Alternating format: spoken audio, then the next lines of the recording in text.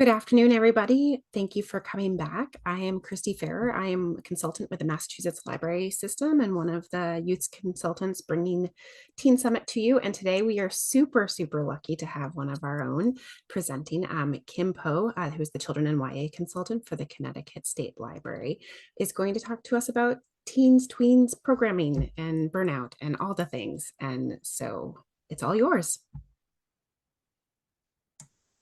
Thanks, Christy. So the crew who puts together Teen Summit, the youth consultants from all of the New England states, we really do look at sort of a plug for the evaluation. We really do look at them, and then we try to pull out some of the highlights that we saw in the previous year's evaluations to see if we can pull some sessions together to help address some of those needs. And we saw that a lot of folks wanted some more information about programming. So here we are.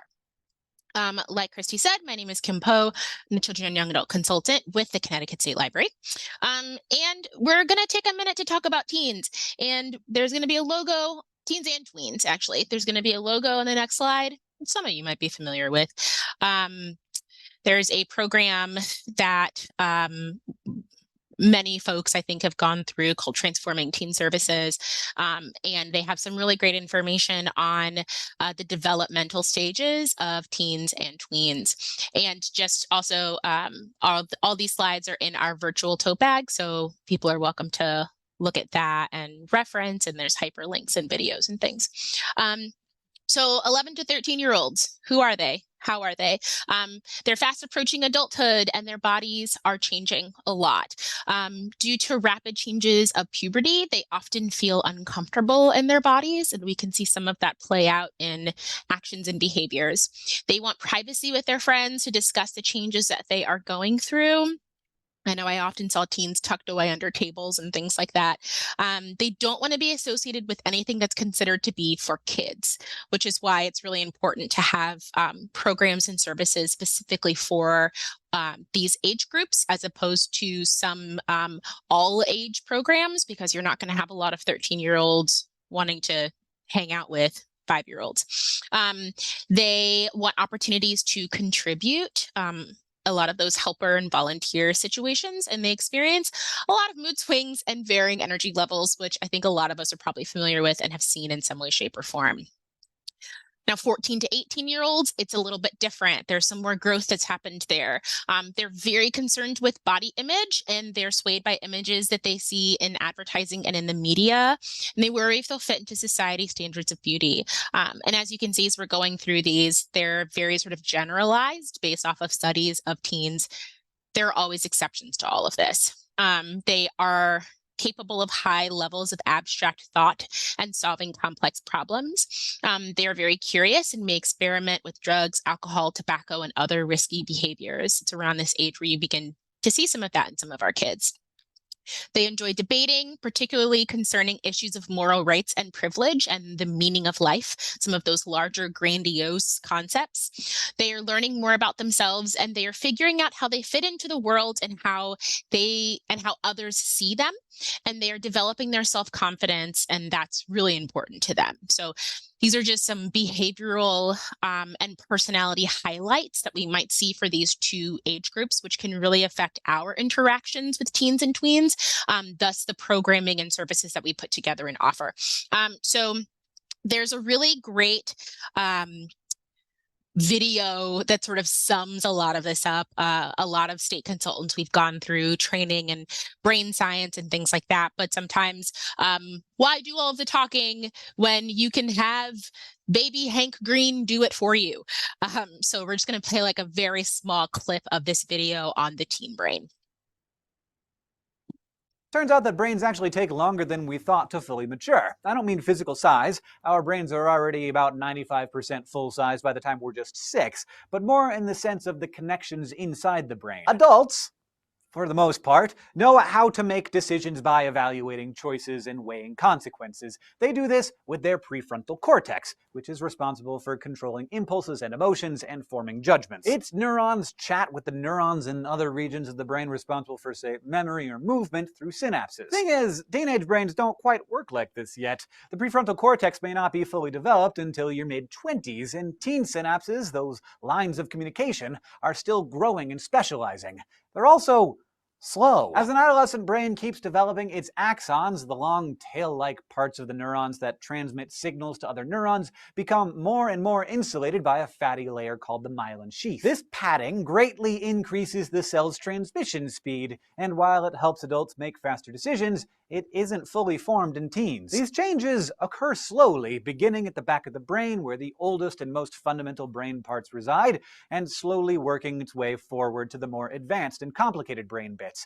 The prefrontal cortex is the last to be hooked up and shaped. So it's important to keep in mind that just because your favorite teenagers stayed up until sunrise binge-watching The Walking Dead the night before an exam, it doesn't mean they're dumb or lazy. Their brains are just literally finishing being built. But at the same time, because all this brain building is just starting to peak, this is also when the brain starts getting thinned out. You actually start losing connections that you don't use enough in a process called synaptic pruning, which has led to a theory that this is kind of a use it or lose it phase. Meaning, adolescence could be an especially important time to use your brain. Play an instrument, engage in sports, write poetry, learn a language. Because by doing these things, you're helping hardwire those synapses and giving your brain topiary a lovely, lasting shape. Whereas if you're sitting around all day playing Candy Crush, those will be the connections that survive, which you don't need. This shaping of the teen brain manifests itself in other ways too, like in teenage attitudes. A group of scientists at the McLean Hospital in Massachusetts once hooked up a group of adults and a group of teens to MRI devices and then asked them to identify a series of expressions on photographs of adult faces. Interestingly, while adults correctly identified one expression as fear, the teenagers thought the faces showed anger, surprise, or shock.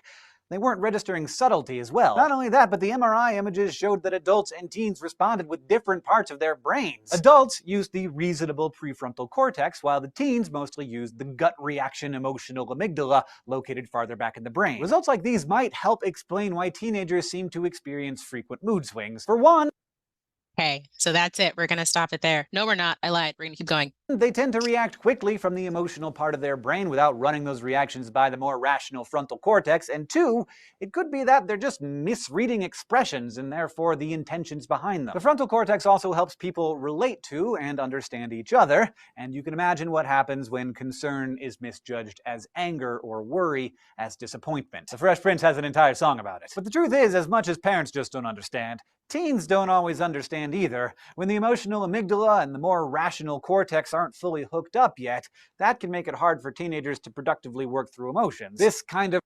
That's where we're going to stop it. So let me just get rid of this. reactionary Okay, so what we know from this video is that the minds of teens are simultaneously changing really rapidly and are also continuing to develop at the same time. So some of the behaviors that might have been proven challenging to manage and work with, things that might appear to be unnecessary attitude, may in fact, and I'm going to say may not always, may in fact stem from something like a misunderstanding of facial expression, causing teens and tweens to feel unnecessarily attacked in a situation. I think especially with cameras kind of being around everywhere, we see a lot of that.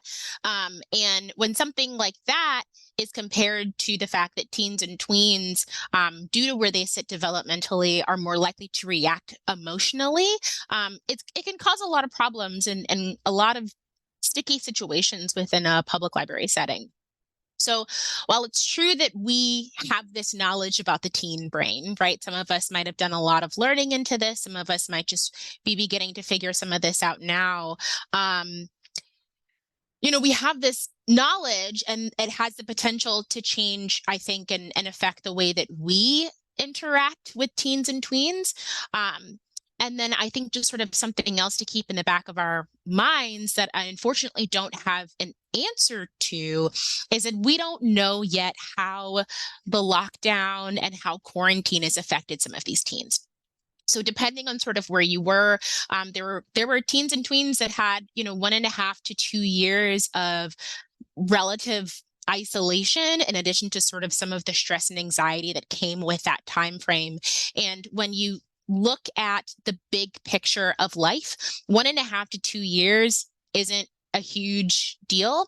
But when we sort of zoom in a little bit and think about what this period in life, how it affected the brain of someone who was developing and changing and growing, and they had 1.5 to 2 years of isolation, and then maybe another year of inconsistencies with things like schools and opening and closing.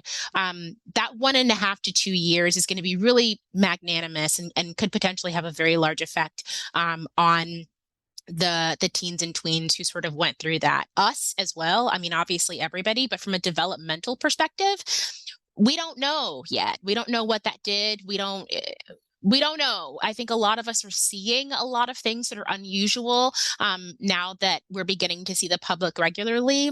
But from a health and science perspective, we're kind of still waiting to see the long-term reactions. So teens and tweens, right? Why am I here talking? Not only because I'm a consultant, but because I've worked with teens and tweens and young adults for almost all of my library life. The only time I really haven't worked with teens, tweens, or young adults is now as a consultant, when I'm working with the adults who work with the teens and tweens.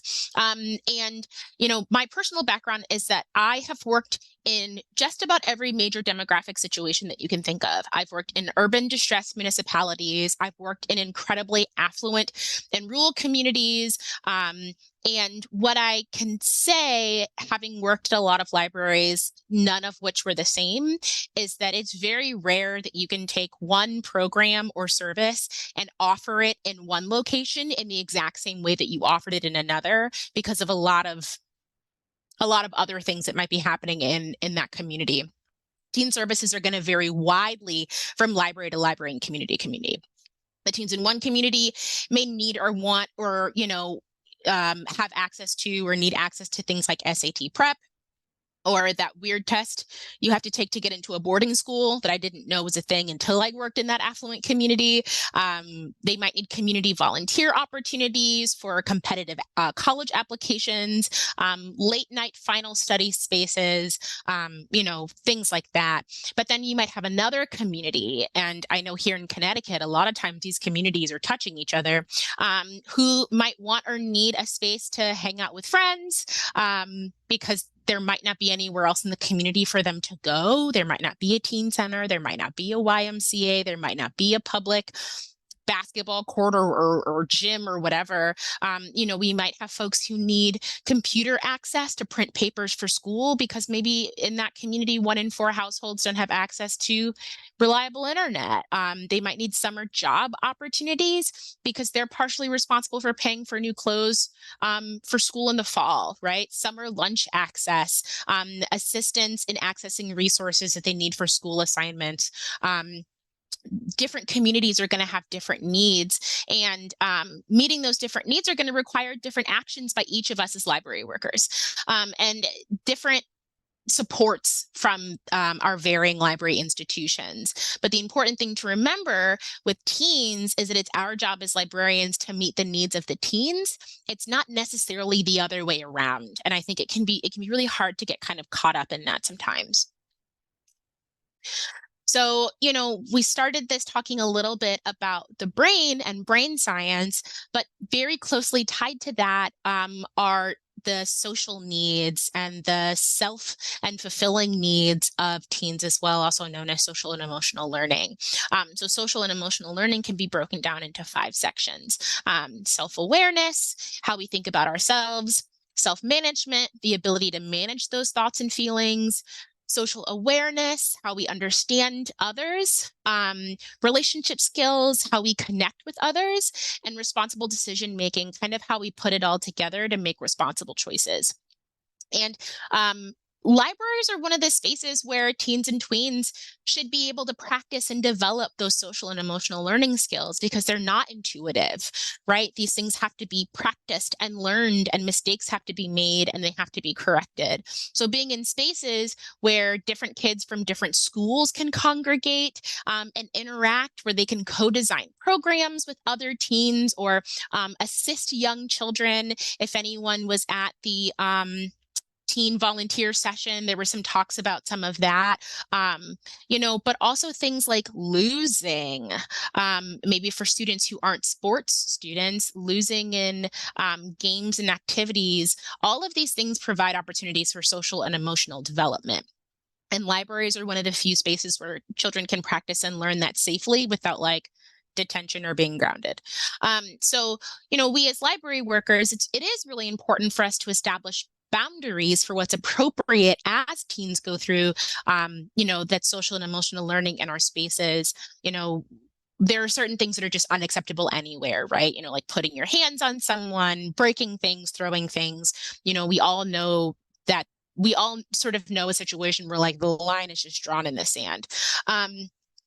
But understanding that something like conflict management has to be learned, and at the same time, you balance that with the fact that the teen is more likely to, as Hank said, react from a place of emotion as opposed to a place of reason.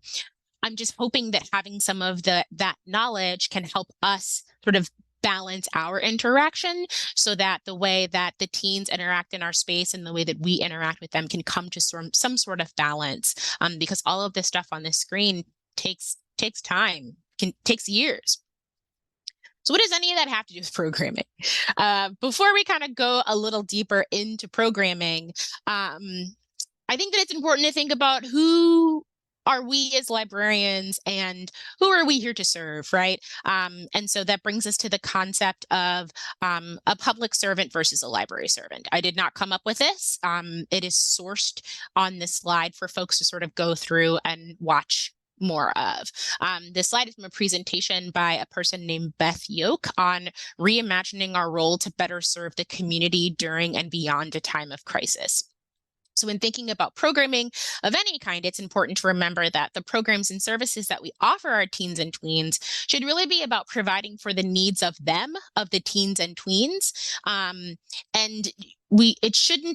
It should be about providing for the needs of the teens and tweens, right? The needs of the library, we hope, intertwine with the needs of the teens and tweens, but that's kind of where we have to start, right, as public servants. So focusing on community members' needs versus focusing on facilities and the stuff in the facilities. Does the community need a 3D printer, or did you just want the 3D printer? Outreach really is being about listening to the community, as opposed to outreach being about being the expert who tells people about all of our stuff and the greatness of our stuff, right? That's a very different interaction. Identifying issues and resources to address needs versus promoting books and materials that we bought that we want someone to take for our circ stats. Co-creating solutions that empower community members and hosting programs featuring stuff, right? These are very different concepts, and it can be really hard to break the mindset of that sort of the things that are listed under a library servant, because there are powers that be and people running reports and things like that. But I think the point of Beth Yoke sharing this slide and ultimately this presentation, which is linked with us, is that acting as public servants ultimately benefit the public, the library, and the library staff at the end of the day. So these are a lot of words. As I said, this is linked. The slides are already in the virtual tote bag for those of you who are just joining us. And anyone whose interest is piqued by looking at this, I suggest go forth and watch the entire video. But what we want to focus on when we're building programs, when we're building services, and we're working with teens and tweens for the sake of this conversation is that public servant side. There are a lot of sort of terms, right, on this, focus on community members, outreach, but a term that people might not be as familiar with, depending on your situation, is co-create. What does that mean? So co-create is sort of broken down into 4 sections. Engage is when you're learning from each other, and you maybe like set a challenge. Understand, focusing on users' needs and gathering information. Ideate is designing a concept, what could and will this look like? And validate, right, where you present, test, and evaluate, i.e. run the program and gather the feedback. So something also to sort of balance with a lot of this, there's a lot of balls to keep in the air when planning successful programs, and sort of keeping your head on straight while you're doing that is the concept of connected learning. So connected learning is when you take, in this case, we're talking about teens and tweens, the teen who is interested in something, you leverage an existing relationship and you build an opportunity for them, or better yet, you build that opportunity with them. Where all of that intersects, the interest, the relationship, and the opportunity, in the middle of that really fancy looking Venn diagram, that is connected learning. So to sort of talk through what that might look like, let's say that there's a teen who's interested in video games and they've begun to poke around and maybe wonder a little bit about how they're made. And that teen has a relationship with their local public library. Maybe they don't say a lot, but they at least visit and utilize resources for their personal interest. And they learn through chatting with the librarian, right, that they're, as they're checking out another video game, while chatting with the librarian, they might learn that there's a program, for the sake of this example, called Girls Who Code, right, that libraries can sign up for. The program provides coding classes and outlines how to run those classes, and even provides some funding to libraries that sign up and have, a couple students participate to sort of grow what that program looks like for its community. So, the librarian might say, I'm thinking about this, this program, this club, here's what it is. Do you think that anyone might be interested? Now, depending on the type of relationship that that teen has with the librarian, they might say something like, yeah, sure, maybe, whatever, or they might be like, miss, you gotta, because very often it's just miss, at least in the community where I'm in. But so then this librarian who maybe knows that the local middle school and or high school runs a coding club, but maybe in that particular community, due to a lack of connectivity, be that mountains that make internet kind of wonky, be that low internet or computer access at home, they might know that a lot of teens aren't able to carry the interest and the work that they're doing at school into their free time. They might not be able to take that learning beyond the school building. So maybe that librarian makes a phone call, right, to sort of see what can be done. That is, just sort of a very rough talk through example of a connected learning situation. You take the interest that you are seeing, that you are told of, that you sort of gather in some way, shape, or form of the teens in the community. And then there's the important piece where you have to have some type of community relationship for this to work. Unlike the littles, the teens have the autonomy to come to the library or not, right? To participate in programming or not, to prioritize library programming or to prioritize something else. So it's then up to us as librarians to provide opportunities for those interests in ways that are going to work for the teens, and sometimes in spaces that are going to work for the teens. And sometimes that's not the library. Sometimes it's somewhere else. So in this just really rough example that was not fully fleshed out, so please don't run too hard with that. It was Girls Who Code, but it could really be anything.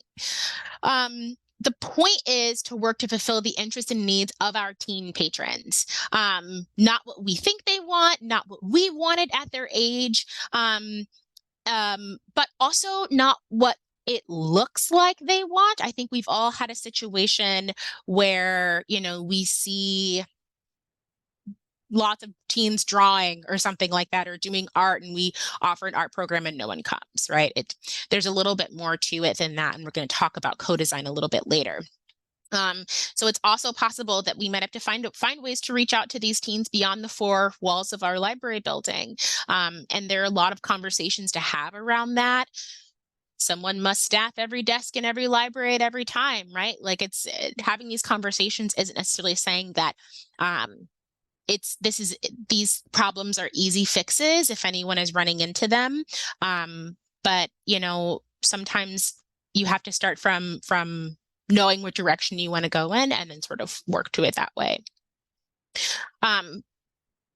I mentioned a couple times that relationship is really important. The relationship between the librarian and the teen is really important, but also the relationship between the library and other community assets, which is something that can be, or sort of the identification of those assets is something that can be done through community asset mapping. We know what a community is, right? But assets, what are those? Gifts, skills, and capacities that can be shared with the community. That might be people, associations, institutions, physical assets, or connection. So in short, right, an asset map is a document that sort of holds all of this information so that as we as libraries begin to think about and develop and maybe work with other people or institutions to build out these programs, there's a spot, there is a document that we can use where we can reach out to local cultural organizations to partner with us. We can reach out to local nonprofits that we have listed, and we think that one might be a really appropriate partner for a program. Maybe we know how to do a program on the town green, which requires some sort of town or city government stuff, right? Having one space where all of this information lives and is structured can be more helpful than it sounds and is really boring, but really impactful. At my state library department, we have a community asset map. It's not a map. It's an Excel spreadsheet with titles, the names of institutions and organizations and sort of phone numbers and emails. But whenever we are talking about offering a service, a professional development opportunity, anything, we're able to go to that asset map of partners that we have sort of fostered to sort of figure out who we think can help us make a program the best that it can be. So an example of an asset map could look like this, right? When the average pair of eyes or ears hears the word map, they think map. We've offered a workshop on community asset maps in my state, and people get very caught up in the map part. That doesn't matter, right? So you see here this sample map, which I have also sourced so that folks can go take a look at it, is broken up into, institutions, organizations, space, local economy, and individual people can be offered to that as well. So in the example of Girls Who Code, if there is someone who's a library patron, right? A library spouse who is big into computer science, or a computer science teacher or something like that. If they are already listed as an asset, or if someone already knows of them as an asset, that's someone who you can reach out to if you're worried or don't have the capacity to offer this service yourself. And, we do see things that we're pretty familiar with, right? Like K-12 schools, museums, social service agencies. But what I like that we see here, we see in this sort of example, cultural groups, charity groups, religious groups, farmers markets, coffee shops, right? Like when you dive deep into this, then you can really put together a robust list of community helpers for yourself that are ultimately going to be able to help with that burnout that we're going to talk about later. And then I had never thought about this until I'd stumbled across it, but the concept of a library asset map, identifying different people within a library organizational structure, like friends at the library, patrons, staff, trustees, volunteers, as well as statewide organization and varying resources that might provide more assistance than we sort of think they will at first glance, because they're not right? They're not as fun as some of the other, programs that we've heard about here today.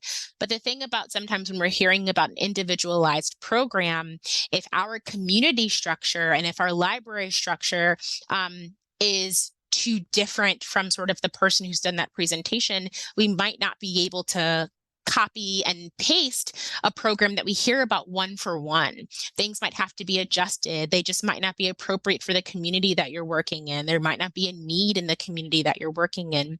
So sometimes doing some of this foundational, not pretty looking work can have just as great of an impact as some of these programs that we hear about that maybe just aren't right for our community because of the way that it's set up. One of the most important things I think to remember, and this really does help with burnout, as we'll touch on later, is that partnerships are huge. But when I say partnerships, those can kind of be broken down into a variety of categories. The way that we look at it in our state, this is actually information from like a grant, is personnel is a library employee, right? That doesn't mean that they can't help support a program, but we look at personnel as a library employee.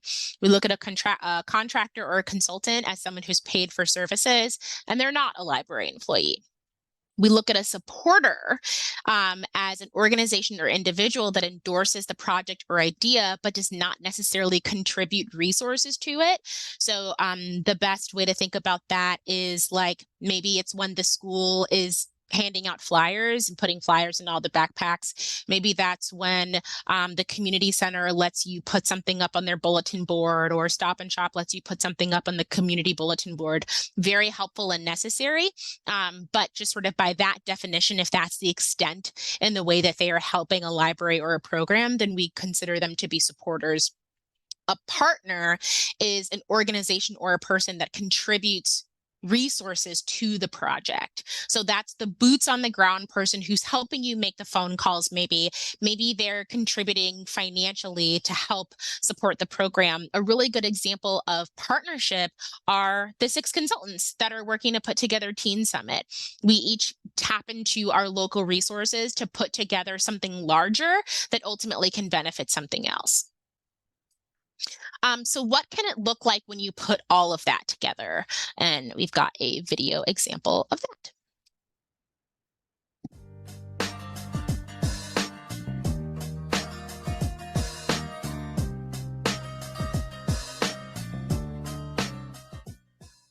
Hi, my name is Jamie Roy, and I've been a teen specialist here at Batesville Regional Library for nearly 6 years. Our library is a regional library located on the west side of Charlotte, North Carolina.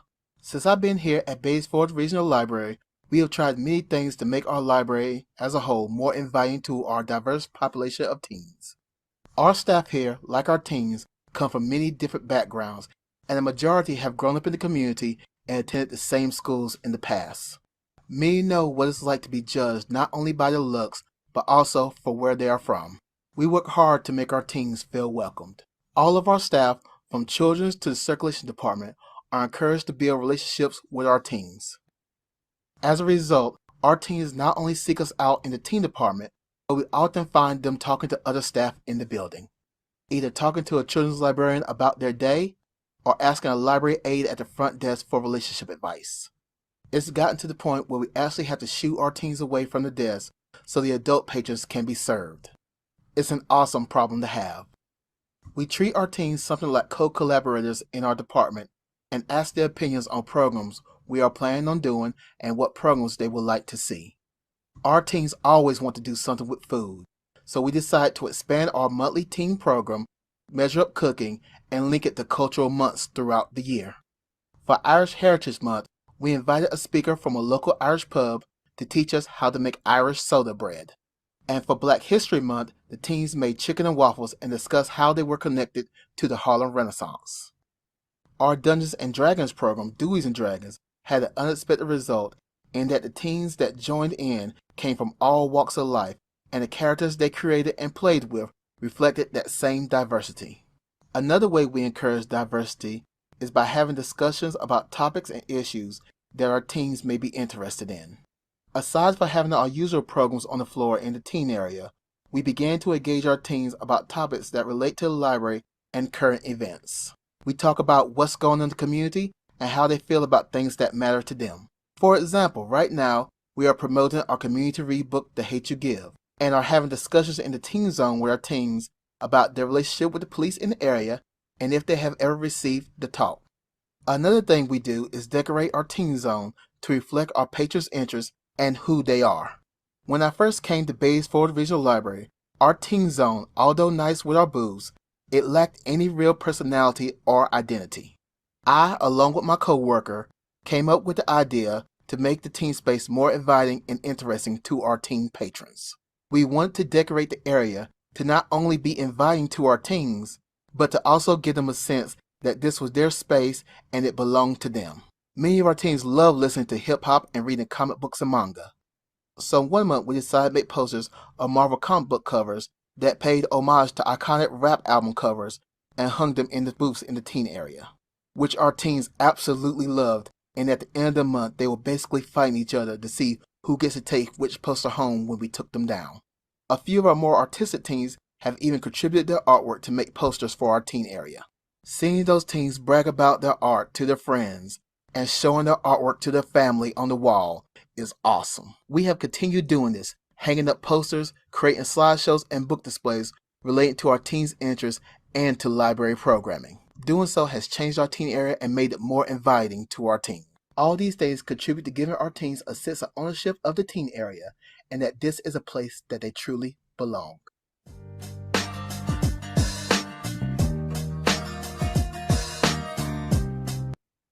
Okay, so what did we see here, right? It was a much prettier version of some of the things that we've talked about. So we saw co-creation with the posters, right?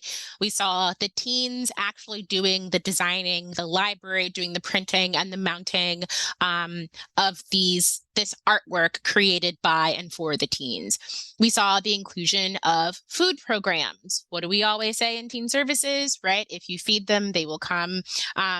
And creating a space of ownership. But when we think about something like food programs, if you feed them and they will come, this particular library saw community partnership. We saw community partnership and then bringing in local restaurants and organization to provide their expertise on some of these programs, right? i.e. the Irish soda bread. The library could have just run a food program and hoped that teens would flock in. And for some of us, that works, but for others of us, it doesn't. And we kind of sit and wondering, where are the teens, this, that, and the other thing. This particular library decided to tie in community partnership and culture to build something a little bit larger than if they had decided not to do that and to do it on their own. And while it can be, I don't want to say easy, but while it can be tempting to sort of see examples of these really great programs and reproduce them and hope that a library has the same, library B has the same effect as library A who ran this program. Understanding and doing some of this background work of co-design, partnership building, community asset mapping, understanding teen development and brain science and social and emotional learning, all of that put together is what has the potential to make for a really amazing teen experience, not just a singular teen program. Whoops. There we go. All of that being said, burnout is very real, and I am probably preaching to the choir. I think that there's a special kind of burnout, actually, that exists for those of us who work with teens. Teens are not tiny adults or tall toddlers, as I like to say. I don't know where I heard that. I hope I made it up because I think it sounds great. But teens are not tiny adults or tall toddlers.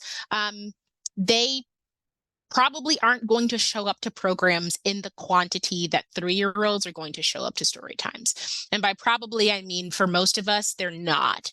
They aren't taxpayers or voters who can advocate for the library at budget season. Their teens and tweens are their own people. But the pressure to churn out numbers and programs at the levels sometimes of our children's librarians or our children's programs and to crank up attendance numbers is frustrating. I'm glad you like that, Christy. Tiny toddlers. I wish I had a magic wand to eliminate burnout and its causes, but I don't. So the best I can do is sort of offer up something that I really hope can be helpful and has been helpful to me in the past. And the first thing is to focus on capacity. We can't do all things and be all things for all people. I think we are better off sometimes in doing a few things excellently. I don't know if that's a word, but doing a few things to the very best of our ability and having a really great reaction and a really great turnout, as opposed to churning out large quantities of programs that might not be the best that we could have done. I like to think that the other youth consultants, and I, we've got two big things, right? Teen Summit and Summer Summit, but we do those to the best of our ability, as opposed to trying to churn out some New England something, every 5 minutes, and we're not able to put our all into it. Also, the co-creation and co-design with teens. And one of the reasons that I say that this can help with burnout is because depending on how it's organized, you can turn over some of that time and mental capacity onto the people that the program is actually for. The amount of time and the mental burden that teen librarians can feel when developing programs can be really big, and removing the burden of guessing what the teens want and trying to figure out how to give it to them can really go a long way in helping to release some of our mental load. So assisting, yes. Guiding, absolutely, because as we've seen, like brain science, their brains are still, as Hank said, finishing being built. But if we can alleviate some of our mental burden by working closer and in a different level with the people that these programs actually are for, because unlike the 3-year-olds, they have more agency, that can really, really help with the burnout and freeing up some of our mental space. Community partnership, in addition to the community supporters, spreading the news on information is really helpful, right? Sort of the example of schools passing out flyers and backpacks and putting flyers and information up in their school libraries is really helpful, because no one can participate in something that they don't know about.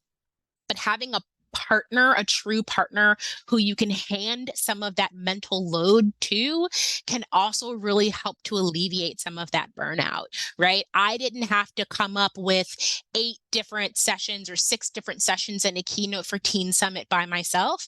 I put together 2.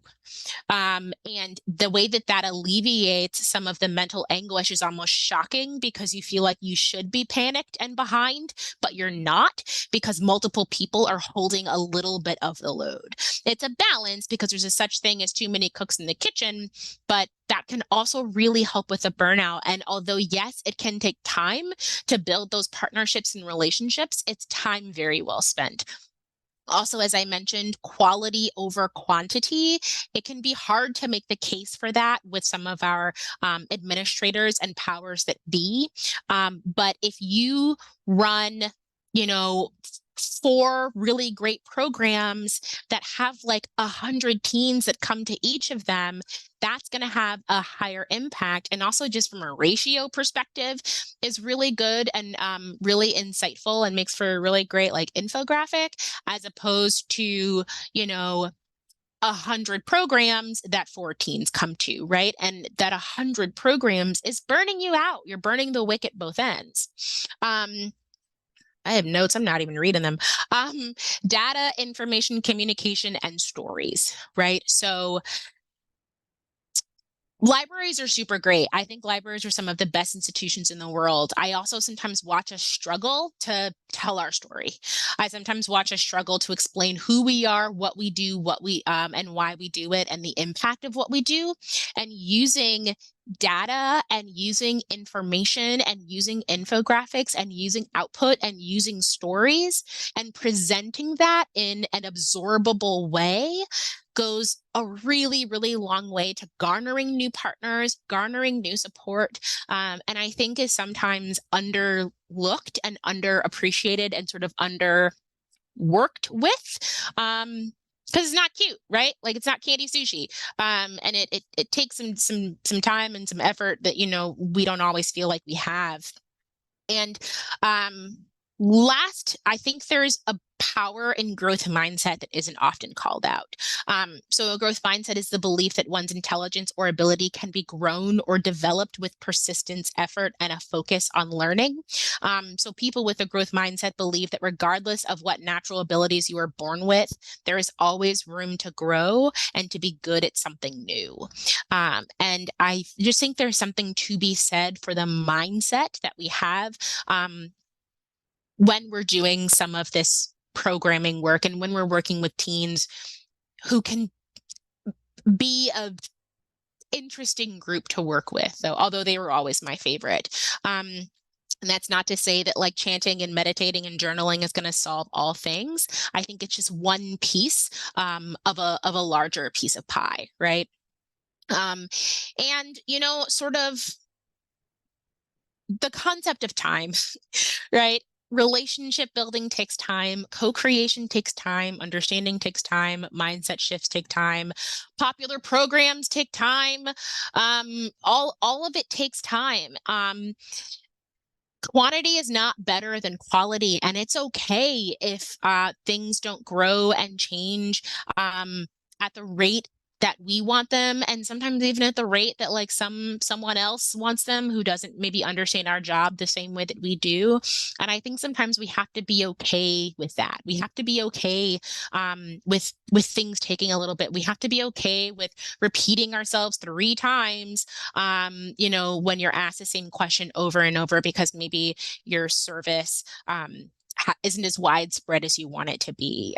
I really think there's something to be said for recognizing that like, it's okay. Sometimes things take a minute.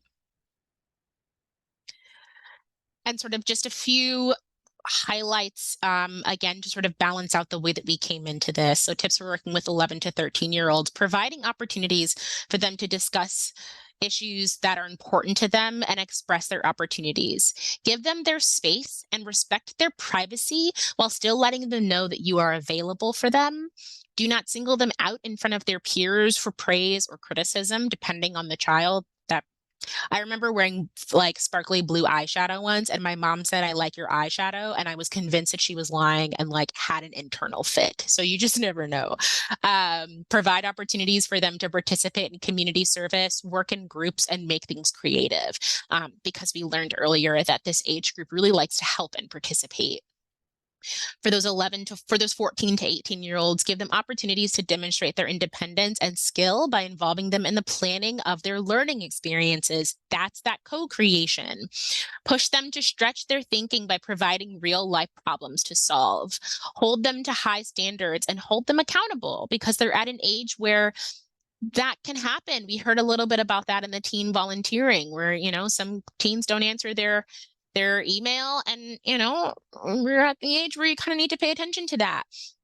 Challenge them on their thinking of identities, values, and belief. We can have deeper conversations with the 14 and 18-year-olds than we can with upper elementary and some of those middle school kids, and they like thinking on those deeper things, of course, within the realms of what is acceptable. Help them plan for their future by providing guidance on and exposure to careers and post-secondary options. There are some communities where that's incredibly important, and the library being a space where that information can be received can be very helpful. Don't make comments or criticize their appearance. That's just a rule for everybody. Don't talk about none of that. And give them an opportunity to positively contribute to their community. Again, these slides are all in the tote bag, and it includes some of the source material, videos, and other programming resources that I think might be helpful to some people, as well as my contact information, which I think just sort of exists somewhere already. And I see there are comments. They might not be questions, but I'm going to stop sharing so I can see the squares and all of that better. And I thank you for your time. Oops, not start share, stop share. Hello. So let me look. Did any like questiony type things come in, Christy, or was it more just commenty things? So there's been a conversation partly about attendance and kind of feeling frustrated. One of the things I shared in the chat was my rule of 7 that for every teen that you get into the library is equal to 7 preschoolers. So if you have to count, use that as your rubric. Teens have other competing priorities, but also you can count engagement. You don't have to think about attendance. Think about the kids who are in your space and for the reasons they want to be. So it's just kind of mostly that. I wanted to Well, make and sure we're I not. think there are different ways that you can count some of that. I have two thoughts. I'm going to start with the nicer thought, I guess. Sort of maybe using things like, I don't know, using things like talkback boards at some of these programs and then responding in percentages. So instead of saying we had 7 teens attend this program, you can say 98% of the teens that participated in this program said that they would come back. Exactly. Right? It doesn't matter how many kids were there. It's how many, sort of got something out of your program. But also at the same time, right? Like now I do programs too, and my programs are for librarians. And when I think about the amount of librarians that sign up for a thing versus the amount of librarians that show up to the thing, the rule of thumb in our division is half and a little bit. And it's not always malicious, right? The reason that librarians don't show up to something, as Christy said, other things happen, and that's okay. So I wonder if sort of when talking about mindset shift, think about the reasons that we have signed up for something and then haven't attended it, and grant that person grace and grant yourself grace, while also acknowledging that it's frustrating because you put a lot of work, effort, and time and attention into the thing that you did. But the same ways that we don't always show up for the thing we signed up for, teens multiply that by like 19 for, like a 14-year-old. Exactly. And so I am putting in the chat again our schedule. It has our evaluation. Speaking about evaluation and engagement. So if you have time, please feel free to fill that out so we know what to do for next year. Yeah. And yeah. Kym, do you want me to share the thank you slides? Yeah. I mean, because this is sort of that's not to say that people can't sort of jump into the next session that's happening since we're finishing up about 10 minutes early here. But again, we just want to remind people about the virtual tote bag that has slides from the day, information on the Discord channel if anyone feels like they want to use that, but also ARCs that were donated by publishers in support of this program, things that are coming up. And we just really want to sort of thank them for sharing. Because sharing is caring. There you go. So these are our thank yous. So please do take a moment and download those ARCs and read the books, and then share your feedback with the publishers and thank them for sharing the books with us. And also, I want to give a thank you to, my fellow consultants. I feel really lucky that New England is tiny enough for us to work together regularly and to have what I hope is high impact across our 6. Well, Massachusetts isn't tiny, so the rest of our states are tiny. Our tiny states, and we hope that things like Teen Summit and Summer Summit and some other things that we've got that we're thinking about are helpful to you all. And we really do look at those evaluations and try to tailor them to your needs. So be as honest and specific as possible in the same way you want your teens to be, so that you can provide for them in ways that they need. And Danielle's popped on. Did you want to offer anything up, Danielle? Just a wave. Thank you, everyone. Yeah, thank you so much. I hope everyone had a good day and a good time. Jonathan's here too. Hi, Jonathan. Hello. Had a great day. Awesome. Yes. Thank you all for joining us. Thanks. And we look forward to having you at future events.